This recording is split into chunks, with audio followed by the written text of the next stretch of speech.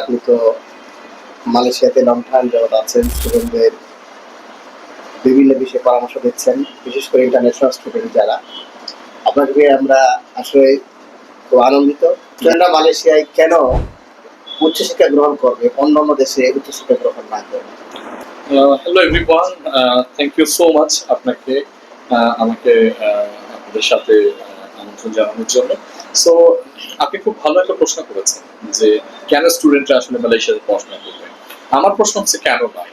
প্রথমত কেন নয় এই প্রশ্নের উত্তর যদি খুব সহজে আমি বলি, that is globalise education in Malaysia right now, এবং প্যাথওয়েজ প্রোগ্রাম, ক্যাম্পাস ট্রান্সফার প্রোগ্রাম, এবং সব থেকে বড় ব্যাপার হচ্ছে যে কোয়ালিটি অফ এডুকেশন ইন মালয়েশিয়াতে এখন সব থেকে বেশি।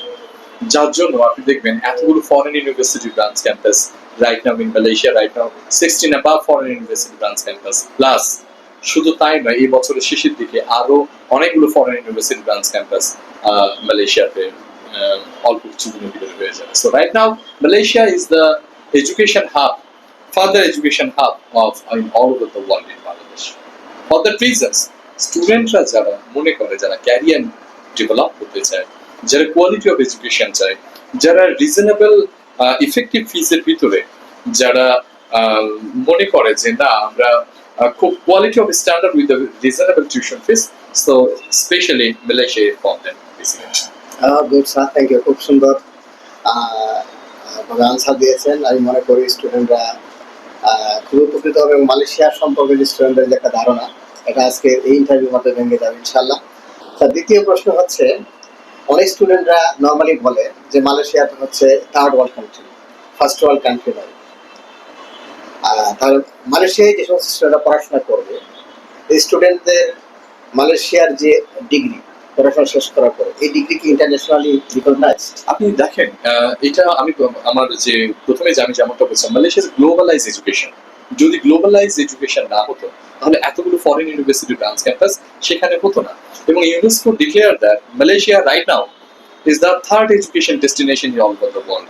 সো একটা নেশন কখন ওই জায়গাটায় পৌঁছায়, যখন যখন হচ্ছে তারা এরকম একটা standard of quality of education, practical based learning তাকে তারা যখন ফলো করে, তখন তারা ওই জায়গাটায় পৌঁছাতে পারে। প্লাস রিসার্চ বেসড এডুকেশন যখন যেখানে বেশি হয়, সেখানে ইউনেস্কোর মতো অর্গানাইজেশনস বলে দেয় যে they are the number 3 education destination. So এটা আসলে ডেটা কথা বলে, আমরা বলছি না, এটা ইউনেস্কো বলছে। সো ইউনেস্কো অলরেডি ডিক্লাইন, এখানে আসলে আমাদের নতুন করে ক্লারিফিকেশন দেওয়ার কিছু নেই।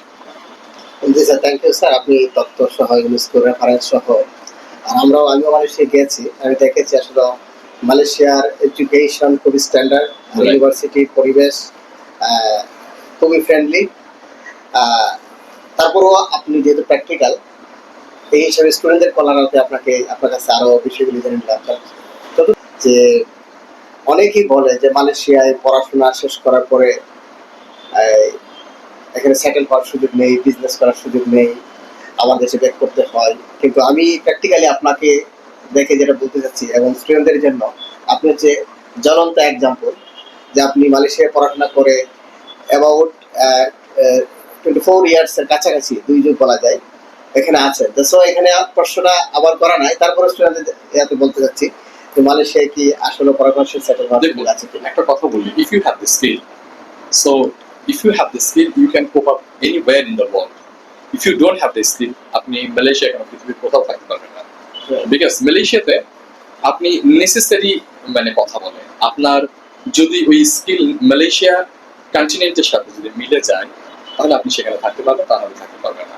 কারণ ওইখানে স্ট্রাকচার অনুযায়ী, ওইখানে যে ধরনের মান পাওয়ার প্রয়োজনীয়তা হয়, সেই রিলেভেন্ট সোর্সগুলোতে আপনি যদি পড়াশোনা করেন, so you can develop your career, no doubt about it. এটা বলার অপেক্ষা রাখে না। তারা হলে বাংলাদেশ থেকে গত বছরে আমরা দেখি প্রায় 7 থেকে 8 হাজার স্টুডেন্ট মালয়েশিয়াতে গিয়েছে। পৃথিবীর অন্য কোনো ডেস্টিনেশনে বাংলাদেশ থেকে এত স্টুডেন্ট যায়নি।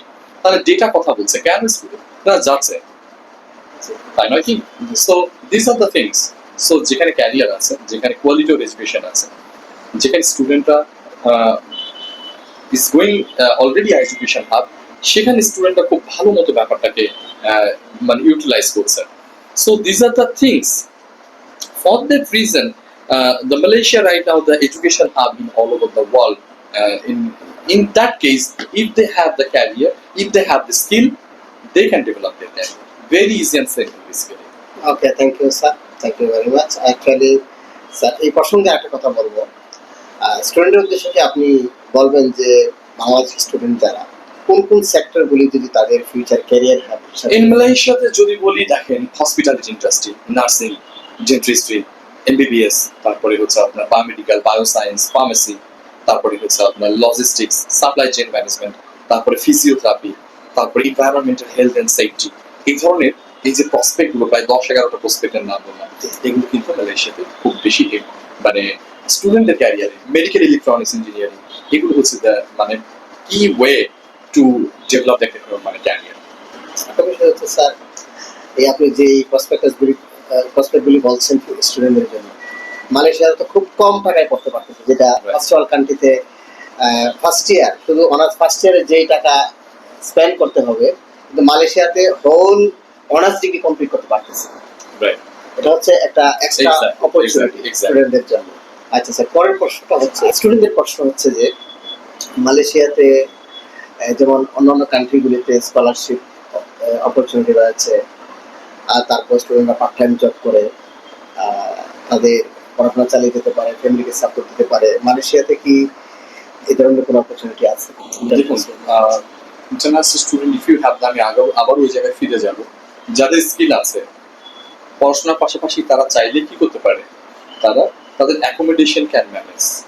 হ্যাঁ, কারণ ডিউরিং দ্য টাইম পড়াশোনার তারা এমন কোনো জব তারা পাবে না যেটা দিয়ে টিউশন ফিস দেওয়া করতে পারে, কিন্তু তারা তাদের অ্যাকোমোডেশন, ফুড এগুলোকে তারা ম্যানেজ করতে পারে very easily if they have the good communication skill, right? So they can easily manage this. Thank you sir. Sir একটা প্রশ্ন হচ্ছে, অনেক মধ্যবিত্ত ফ্যামিলির সন্তান যারা বা নিম্নবিত্ত ফ্যামিলি যারা, তাদের স্বপ্ন থাকে যে ভালো একটা কান্ট্রিতে উচ্চশিক্ষা গ্রহণ করবে, কিন্তু তারা তাদের ফাইন্যান্সিয়াল দুরবস্থার কারণে সেটা সম্ভব নয়। কিন্তু মালয়েশিয়াতে টিউশন ফি মোটামুটি বাংলাদেশের প্রাইভেট ইউনিভার্সিটির মতো। তারা যদি মালয়েশিয়ায় পড়াশোনা উচ্চশিক্ষা গ্রহণ করে, তারা কি মালয়েশিয়ায় পড়াশোনা করে স্বপ্নের কান্ট্রি যেমন ইউকে, ইউএসএ, কেন? কারণ ওইখানে অনেকগুলো প্যাথওয়েজ প্রোগ্রাম আছে। হ্যাঁ, যেমন মনে করেন যে গ্লোবাল মোবিলিটি প্রোগ্রাম, হ্যাঁ 2+2, এখানে তারা চাইলে ইউকে, অস্ট্রেলিয়া, কানাডার মতো জায়গায় খুব ইজিলি, কারণ দেখেন এখানে 2 বছর পড়াশোনা করার কারণে ডিরেক্টলি যদি তারা ইউকেতে 2 বছর পড়াশোনা করতো, এটা তাদের জন্য ডিফিকাল্ট হয়ে যেত যে এখানে যে 40 লাখ টু 45 লাখ টাকা বেয়ার করা। সো এখানে 2 বছর পড়াশোনা করার কারণে একটা স্টুডেন্ট প্রায় প্রায় ইন টোটাল 2 ইয়ার্সে 40 to 45 লাখ টাকা তারা সেভ করতে পারছে। সো আমার মনে হয় it is a very good thing for the student, they can save the money specially for their 2 years to study in Malaysia. So this is a very good thing. ওকে, মালয়েশিয়ার accommodation, student life, university, digital From the map Sedu, basically we are promoting 26 above Malaysian institutions. Like they are all the prominent institutions. So Malaysia te 5-star rated university গুলোতে like the Monash, Sunway, Wollongong, Masa, APU, Segi, plus হচ্ছে city, এই ধরনের বা যেগুলো 5-star rated university এগুলোতে mostly আপনার hostel facilities আছে এবং সেখানে স্টুডেন্টরা খুব ইজিলি থাকতে পারে। দিস ইজ হাইলি সিকিউর হালাল food with the Muslim oriented country and student can easily cope up in Malaysia because Malaysia is totally very familiar and very all the facilities of the first world students are getting available in Malaysia. So I think right now the Malaysian education is the higher education and it's totally the standard globalized education is all over the world. For that reasons, in the last year, the 7 to 900,000 students round all about went in Malaysia. আমাদের দেশে অধিকাংশই student যারা বিশেষ করে masters বা honours complete করেছে, তারা তাদের স্পাউসকে রেখে বিদেশে যেতে চায়। তাহলে মালয়েশিয়াতে তো সার্ভিসের এই অপরচুনিটি আছে। হ্যাঁ, ডেফিনেটলি, কিন্তু সেটা পোস্ট গ্রাজুয়েশনে, আন্ডার গ্রাজুয়েশনে নয়। যারা মনে করেন পোস্ট গ্রাজুয়েশন করতে যাবে তারা they can bring their spouse, they can bring the dependent as well. Normally স্টুডেন্টরা যখন যে সেশনগুলিতে আবেদন করে জানুয়ারি, ফেব্রুয়ারি অথবা মে, সেপ্টেম্বর অনেকগুলি সেশন রয়েছে। এখানে foundation, bachelor, masters, PhD program. এই প্রোগ্রামগুলির মাঝে যদি কোনো স্টুডেন্ট আবেদন করে তাহলে তাদের ভিসা, যেমন আমরা ইউকেতে যদি চিন্তা করি এখানে 6 মাসের মতো সময় লেগে যায়।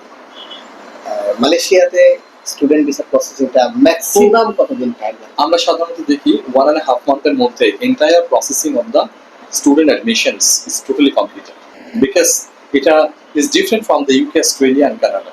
হ্যাঁ, সেখানে এমবাসি ফিসিং এর ব্যাপার আছে, ভিসা ইন্টারভিউ আছে, রাইট? বাট মালয়েশিয়াতে এই ধরনের কোনো কিছু প্রয়োজনীয়তা নাই।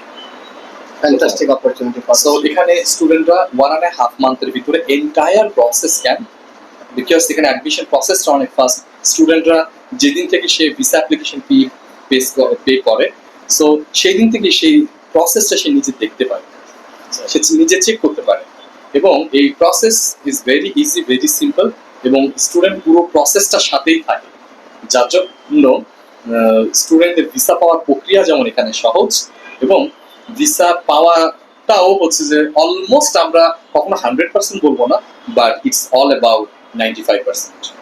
সবচেয়ে বড় বিষয় হচ্ছে যে খুব দ্রুত ভিসা প্রসেসিং কমপ্লিট করা যায় এবং ভিসা রেশিও প্রায় 100%। একদম এই ধরনের আমার মনে হয় এই ধরনের সুন্দর সুযোগ সুবিধা পৃথিবীর খুব কম দেশে রয়েছে, যেটা এক্স্যাক্টলি। মালয়েশিয়াতে স্টুডেন্টদের জন্য রয়েছে।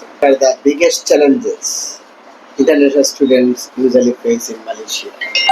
অ্যাকচুয়ালি এখানে চ্যালেঞ্জে তেমন আমরা দেখি না, কারণ এখন গ্লোবালাইজেশনের যুগে চ্যালেঞ্জ তার জন্যই হবে যে অ্যাডাপ্ট করতে পারবে না সময়ের সাথে, সিচুয়েশনের সাথে। যারা মেনে নিতে পারবে না তাদের জন্য চ্যালেঞ্জ। আপনি যদি নিজেকে সময়ের সাথে, সিচুয়েশনের সাথে নিজেকে যদি অ্যাডাপ্ট করতে পারেন, so there is no challenge at all.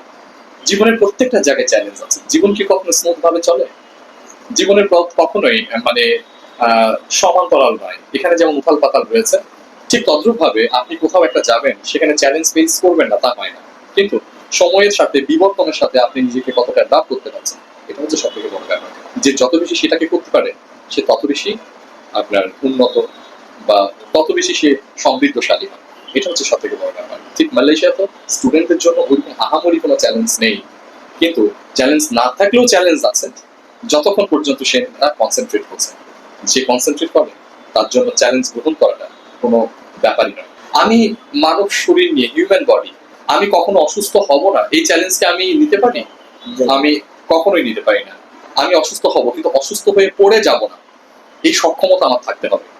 আমি যদি পড়ে যাই, একেবারে উঠতেই না পারি, তাহলে তো আমি ওই চ্যালেঞ্জ নিতে পারলাম না। কিন্তু আমার সক্ষমতা এমন থাকতে হবে আমি যেন পড়ে না যাই। ঠিক তদ্রুপ হয় পড়াশোনার ক্ষেত্রে, স্টুডেন্টদের ক্ষেত্রে আমি একটা কথা সবসময় বলি, সেটা হচ্ছে যে অবশ্যই আমাদেরকে ওই জায়গাটায় যেখানে আমি পড়াশোনা করতে যাচ্ছি তার সম্পর্কে আমার একটা সম্যক ধারণা থাকতে হবে, এবং যারা জানেন তাদের কাছ থেকে ভালো মতো জেনে নিয়ে then I have that time.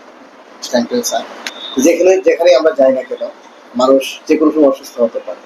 তাহলে মালয়েশিয়া স্টুডেন্টদের জন্য হেলথ ফ্যাসিলিটিস বা মেডিকেল খুবই ভালো, চিকিৎসা সেবা খুবই ভালো। মালয়েশিয়াতে দেখেন এখন বর্তমানে বাংলাদেশে অনেক পলিটিক্যাল, কারেন্ট গভর্নমেন্টের পলিটিক্যাল অনেক মানুষজন সিঙ্গাপুর থেকে মালয়েশিয়া চলে এসেছে। Mirza Abbas is the one of the best example, who is taking his medicine physical health improvement from Malaysia, তাই না? তার মানে দেখেন যে মালয়েশিয়াতে মেডিকেল সেক্টরটা অনেক আপগ্রেডেড, এবং এটা অনেক দিন ধরেই এখন মানুষ মেডিকেল ট্যুরিজমের জন্য মালয়েশিয়াকে বেছে নিচ্ছে, বিকজ তারা ওখানে স্বল্প খরচে বেটার ট্রিটমেন্ট পাচ্ছে। সো ফর দ্যাট রিজনস এখানে স্টুডেন্টদের হেলথ নিয়ে চিন্তার কিছু নাই, বিকজ মালয়েশিয়াতে ওই ধরনের হেলথ ইন্স্যুরেন্স এবং বেটার হেলথ ফ্যাসিলিটিস মালয়েশিয়াতে রয়েছে। So no need to worry about. এখানে স্টুডেন্টদের লিভিং কস্ট মান্থলি অ্যারাউন্ড, যদি কেউ ফ্যামিলি নিয়ে থাকে বা সিঙ্গেল কেমন হতে পারে? আচ্ছা, কেউ যদি যখন ইউনিভার্সিটি অ্যাকাডেমিশনে থাকে, সেটা 400 রিঙ্গিট থেকে ডাবল শেয়ারিং রুমের জন্য 600 রিঙ্গিট, আর যদি সিঙ্গেল শেয়ারিং রুমে থাকে সেটা আপনার 1000 রিঙ্গিট হোস্টেল অ্যাকোমোডেশন। আবার যদি কেউ ফ্যামিলি নিয়ে থাকতে চায়, তারা আলাদা ডরমেটরি ভাড়া করতে পারে, যেগুলো 1200 রিঙ্গিট থেকে 1500 রিঙ্গিট। হ্যাঁ, ভেরি সিম্পল। যারা ফ্যামিলি নিয়ে থাকতে চায়। আর ফুডের কথা যদি বলি, কেউ যদি সিঙ্গেলি থাকতে চায়, ল্যাভিশলিও খাওয়া দাওয়া করে, তাহলে তার 500 to 600 রিঙ্গিট পার মান্থ। আর ফ্যামিলিগত নিয়ে সেটা নির্ভর করবে তার ফ্যামিলিতে কতজন, সেটার উপরে নির্ভর করবে তারা কি ধরনের এক্সপেন্স করছে।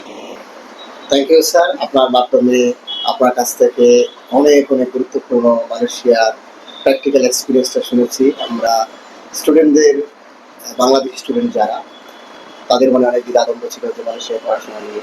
আমার কাছে মনে হয় আপনার এই মূল্যবান সময় আমাদেরকে দিয়ে, শুধু আমাদেরকে নয়, বাংলাদেশি স্টুডেন্টদের একটা মালয়েশিয়ার উচ্চশিক্ষার দ্বার উন্মুক্তের যে দ্বিধাদ্বন্দ্ব ছিল সেটা কেটে একটা বাংলাদেশি স্টুডেন্টদেরকে উন্নত বিশ্বের সাথে কম্পিটিশন করার একটা পথ আজকে দিয়েছেন। এই জন্য আপনাকে জেড স্কোয়ারের পক্ষ থেকে এবং সিলেটের পাশের পক্ষ থেকে আপনাকে আন্তরিক ধন্যবাদ এবং মোবারকবাদ জানাচ্ছি। আপনাকে অসংখ্য কৃতজ্ঞতা এবং ধন্যবাদ আমাকে ইনভাইট করার জন্য। I hope students will get the informations, authentic information from the J Square. They are in here. Definitely come us and visit and get the more authentic information from them. Thank you so much for watching this video.